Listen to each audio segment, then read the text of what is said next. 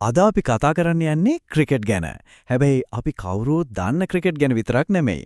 එංගලන්තයේ ගම්බද පළාතක පොඩි විනෝදාංශයක් විදිහට පටන් ගත්ත මේ ක්‍රීඩාව කොහොමද මුළු ලෝකෙම වසඟයට ගත්ත දැවන්ත සංසිද්ධියක් උනේ කියන ඇදහිය නොහැකි කතාව ගැනයි මේ විග්‍රහය. හිතන්න පුළුවන්ද ක්‍රිකට් ඉතිහාසයේ තියෙන ලොකුම ජනප්‍රියම එදිරිවාදිකම පටන් ගත්තේ මරණ දැන්වීමකින් කියලා. ඇත්තට මේකේ තමයි මේ කතාවේ ආරම්භය. පත්‍රයක පළවුණු උපහාසාත්මක අමමංගල දැන්වීමක්. අහම්බෙන් වගේ තමයි මේ හැමදේම පටන් ගත්තේ. හොඳයි. ඉතින් මේ ගමන අපි කොටස් 5කට බෙදලා බලමු. මුලින්ම මේක විනෝදාංශයේ ඉඳන් ලෝකයක් දන්න දෙයක් වුණේ කොහොමද කියලා බලමු. ඊළඟට මේ ක්‍රීඩාල අධිරාජ්‍යත් එක්ක ලෝකෙවටේ ගිය හැටි. ඊට පස්සේ බිහිවුණු ජනප්‍රවාද එදිරිවාදිකම් ගැන කතා කරමු. හතරවෙනියට ක්‍රිකට් ක්‍රීඩාවේ හදවත වෙනස් වුණ හැටි සහ අවසානයේට මේක බිලියන ගානක විප්ලවයක් වුණ හැටිත් බලමු. හරි, එහෙනම් අපි යමු පළවෙනි කොටසට. බලමු මේ හැමදේම පටන් ගත්තේ කොහොමද කොතනින්ද කියලා. මේකේ මුල්ම සටහනක් හම්බ වෙන්නේ 1598කදී විතර. ඒත් ඒ උසාවි නඩුවක. ඒකේ කියවෙනවා ඊටත් අවුරුදු 50කට කලින්, ඒ කියන්නේ 1550 ගණන්වල ඉඩම් කැලලක ළමයි ක්‍රිකට් කියන ක්‍රීඩාවක් කරපු බව.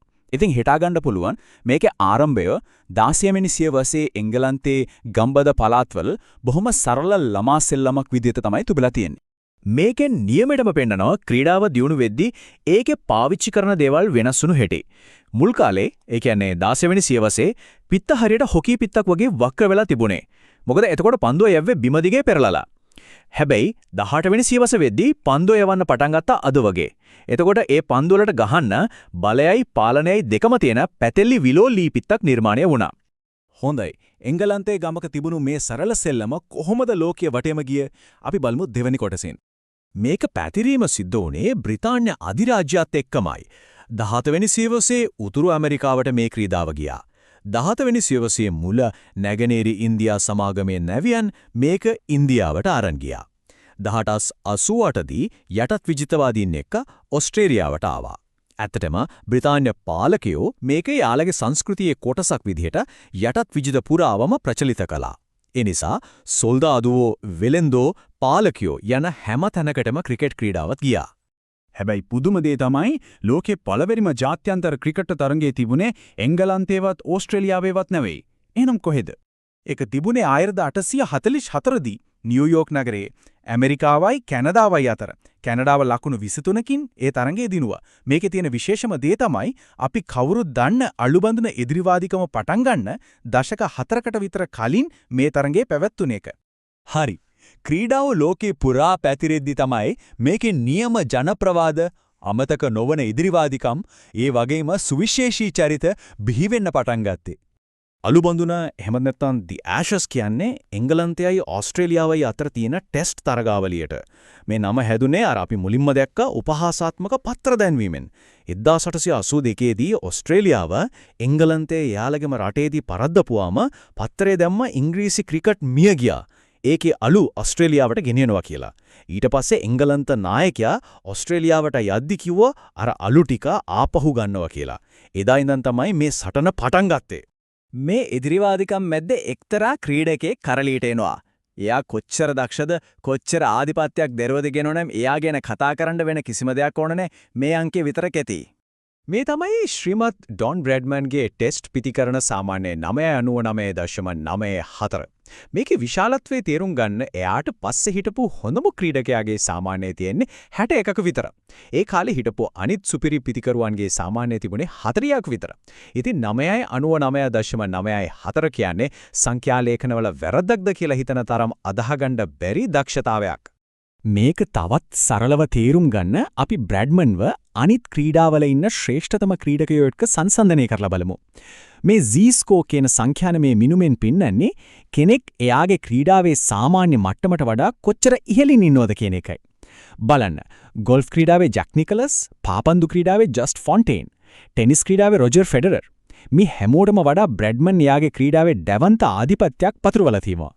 සංඛ්‍යාත්මකව බැලුවොත් එයාට කිට්ටු කරන්නත් කවුරුත් නැහැ. ඕස්ට්‍රේලියාවේ මේ ආධිපත්‍යයෙන් පස්සේ ක්‍රිකට් ලෝකයේ හදගැස්ම ටිකෙන් ටික වෙනත් දිශාවකට යොමු වෙන්න පටන් ගත්තා. ඉන්දියාවට ක්‍රිකට් එන්නේ 1721 තරම් ඈතකදී. නැගෙනහිර ඉන්දියා සමාගමේ නැවියන් එක්ක. 1928 දී තමයි එයාලගේ ක්‍රිකට් පාලක මණ්ඩලය BCCI එක පිහිටුවන්නේ. එයාලා පළවෙනි ටෙස්ට් තරගය ගහන්නේ 1932 දී එංගලන්තයත් එක්ක. මේ හැමදේම තිබුණොත් ඉන්දියාවේ ක්‍රිකට් කියන්නේ නිකම්ම ක්‍රීඩාවක් නෙමෙයි ආගමක් වගේ දෙයක් බවට පත් කරපු එක සිදුවීමක් තියෙනවා. ඒ තමයි 1983 ලෝක කුසලාන ජයග්‍රහණය. එදා කවුරුත් හිතුවේ නෑ ඉන්දියාව දිනයි කියලා. ඒ කාලේ ලෝකේ හිතපු බලවත්ම කණ්ඩායම බටහිර ඉන්දියා කොදෙව්වන්ව පරද්දලා ඉන්දියාව ලෝකශූරය වුණා. මේ ජයග්‍රහණයත් එක්ක රට පුරාම ක්‍රිකට් උණක් පැතිරුණා.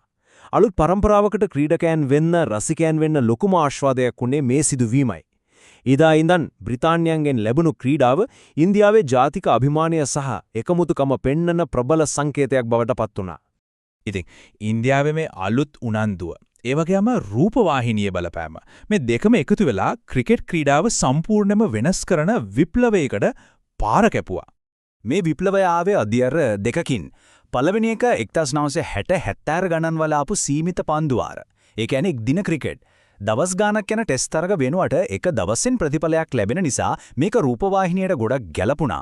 හැබැයි ක්‍රීඩාව ඇත්තටම වෙනස් කරපු දෙවනි පියවර තමයි 2008 දී පටන් ගත්ත ඉන්දියා ප්‍රීමියර් ලීග් එහෙමත් නැත්නම් IPL එක. IPL එකෙන් වුණු බලපෑම සුළුපටු නෑ. ඒකෙන් ක්‍රීඩාවයි විනෝදාස්වාදයයි එකට එකතු කළා. ලෝකේ හැම රටකම දක්ෂ ක්‍රීඩකයන්ට එකට සෙල්ලම් කරන්න ගෝලීය වේදිකාවක් හදුවා. ආර්ථික පැත්තෙන් ගත්තොත් ක්‍රීඩාවට බිලියන ගාණක මුදල් ගෙනාවා. ඒ වගේම වේගවත් උද්වේගකර තරඟ නිසා ක්‍රිකට් නොබලපු අලුත් ප්‍රේක්ෂක පිරිසකුත් මේකට ආකර්ෂණය කරගත්තා. මේ හැමදේම එක්ක ක්‍රිකට් ලෝකේ බල කේන්ද්‍රය ඉන්දියාව කියලා IPL එකෙන් නැවත වතාවක් තහවුරු කරා. ඉතින් එංගලන්තයේ ගම්බද පිට්ටනියක සරල සෙල්ලමක් විදිහට පටන් අරන් අධිරාජ්‍යයන් පවා දිනාගෙන කෝටි ගාණකගේ හදවත් දිනාගත්තු මේ ක්‍රීඩාව මේකේ ගමන තාම ඉවර නෑ. ප්‍රශ්නේ තියෙන්නේ මීළඟට මේ ක්‍රීඩාව යන්නේ කොහාටද?